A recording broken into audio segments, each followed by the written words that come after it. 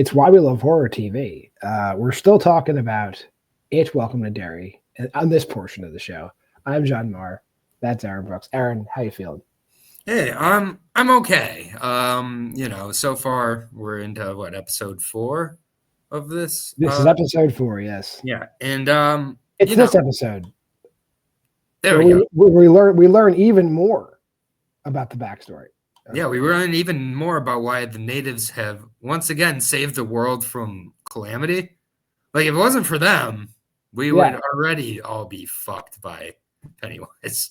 Yeah, like, it's incredible how much power this native group has over the entire world. By the Galoo. By the Galoo. Yes. Yes. We learn, I guess, I don't know how far back in time that was. They said it was before the settlers. So you figure if it's Maine, you're going back to like the 17th century, I guess, where like in Aswell, and even before that, an asteroid fell from the sky and created like the whole Brightburn shit, like where the stuff that is in the asteroid is able to be used against it, against the Galoo, against Pennywise. Yeah. And then we learn about how the natives in the area went to war basically with Pennywise, and they did not do well. But they found a way to contain Pennywise. But to the point that you're going to make, not that I'm trying to spoil your points, like this is just another episode of exposition. It's just even more like we're not even like they forward the story a little bit, but like every episode is like 75% exposition.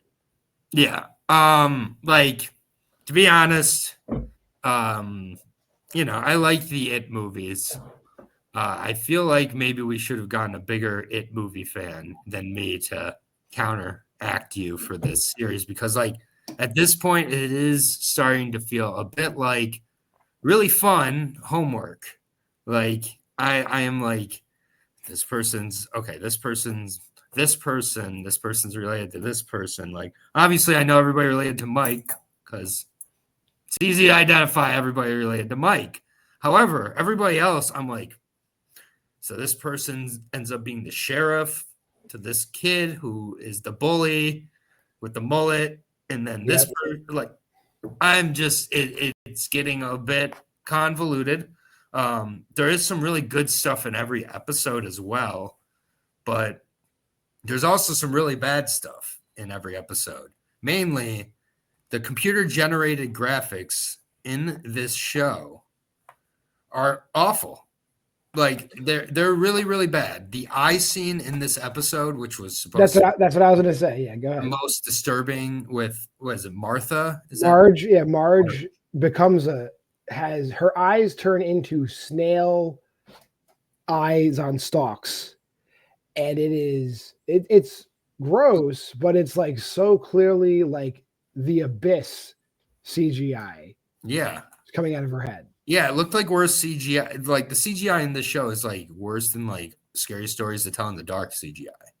Yeah. And it's like Andy Muschietti, for some reason, loves shitty CGI, and he's like, ever since Mama, and like probably before that even, like he just is like, bad CGI is great, and I'm gonna force it down your throat every episode. And I'm all about seeing Pennywise or It as different forms, since It was a clown for a very short amount of its lifespan when you really think about it. But like at the same point, I don't think we have to make a bunch of CGI monsters. The cemetery scene from last episode now looks like one of the best scenes of the season compared to the CGI we get. It's the Matrix now, all of a sudden, and like, but like, yeah, like that whole scene where she like, well, first of all, it's more of the same. Like, Pennywise is the puppet master, like making all the racism and all of the backbiting and all of the nonsense. And it's infected the school, and they're bullying Lily. Poor Lily. Lily's got a lot of shit going on. Yeah. Lily in the modern day would not be going to school. I know that. Like in 2025, she would just be homeschooled.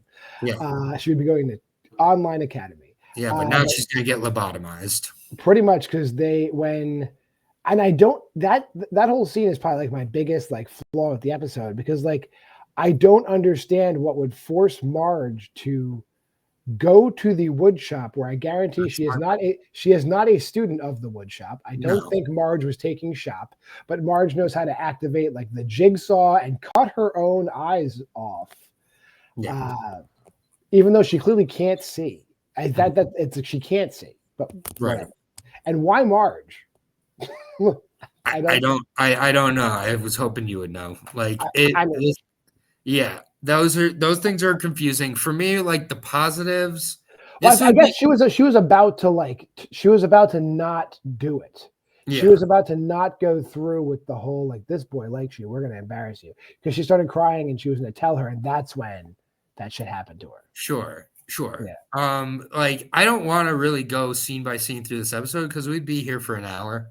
Like it takes that long. Like I just for fun like looked up reviews on YouTube, and the amount of 40-minute plus reviews for an episode of Welcome to Derry that there are on it, it's hilarious. Like I'm just like, we don't need to do that. We definitely needed to talk about the snail scene though, for sure. Yes, go ahead. Yeah, you can. Yeah. We did. There's that. There's and then like I do like the stuff. I like the stuff with Dick O'Halloran, but they are really over relying on making him Professor X. Oh yeah, he didn't. I mean, he never had these powers. No, he was always able to like read minds, but he was never able to like do the Professor X thing, like the whole like I'm gonna go into your mind and create an illusion and hold my third eye together. Like it's just he's getting OP, and like I get it. Like we want to have that connection to the Stephen King universe, but Stephen King has done that with before. Cujo, the beginning of Cujo, beginning of Cat's Eye. I mean, this isn't so. I appreciate it, and I also do know about the book, and I know about kind of where we're going with, the club that Dick's building right now with his other black, infantrymen and everything. I know where that's heading, and I think that's going to be like the big tragic event of the season when that finally goes down and they all die or get burned up except Dick from it. So like, I kind of know all that's coming. I am optimistic that the second half of this show picks up a little bit and isn't such a lesson, like a school lesson, like where like I feel like I need a notebook out. I've said it's fun homework. But it's homework.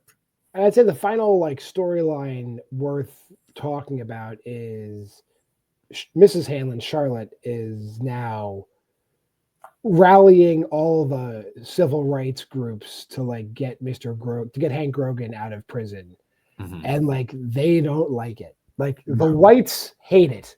Yes. So that's happening too. Yeah, and he's not going to get out, and it's going to be tragic. I agree. Do we feel that like? I mean, I don't have the family tree in my head. Obviously, Will Hanlon is Mike's father. Is Ronnie Mike's mother?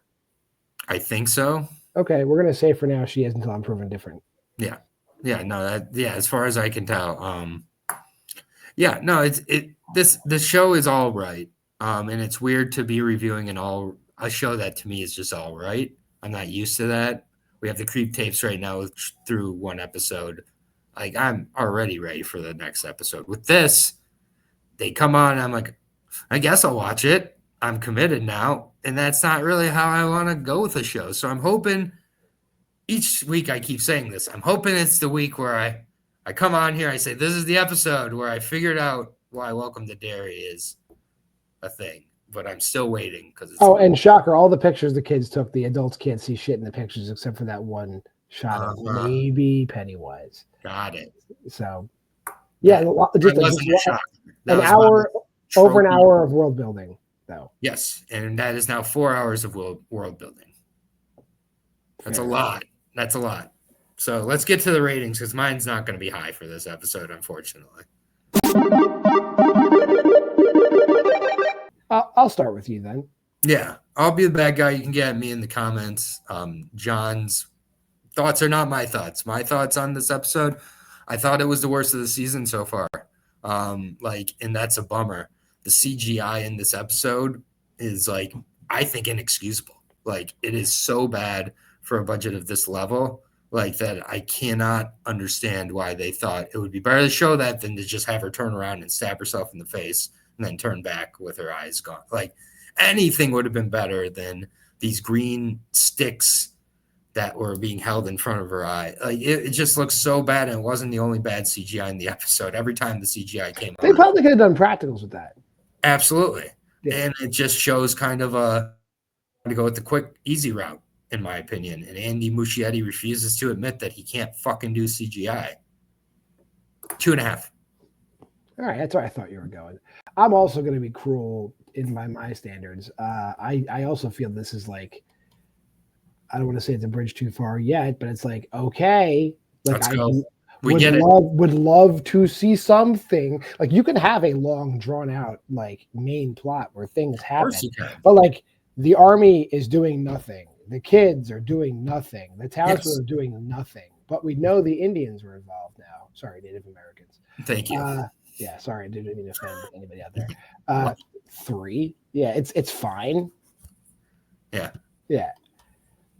Next week will be better.